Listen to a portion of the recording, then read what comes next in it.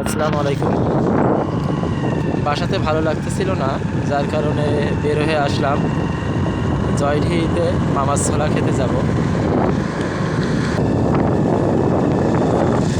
খুলনা ঢাকা মহাসড়ক আজকে একদম নিরিবিলি, খুব অল্প সংখ্যক গাড়ি চলছে।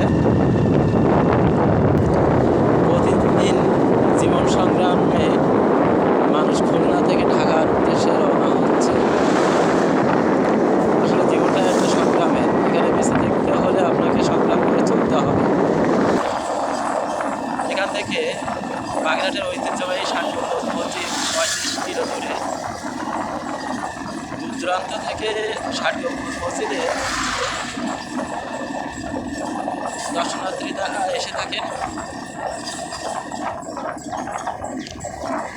বাগেরহাট ষাটগম্বুজ মসজিদে আমার কমপক্ষে 10 থেকে 12 বার যাওয়া হয়েছে। আমি যখনই বাগেরহাটে যাই ওখানে একবার যাওয়ার চেষ্টা করি। এই তো আমরা জয়ঢি বাজারে চলে এসেছি, ছোট্ট একটা বাজার। এই সাইডে আপনি লাউ, কলা, নারকেল, বেল, তাল ইত্যাদি পেয়ে যাবেন। এখানে একটা কফি শপ আছে যেটা দেখতে অনেক মনোমুগ্ধকর, আপনারা সবাই আসবেন।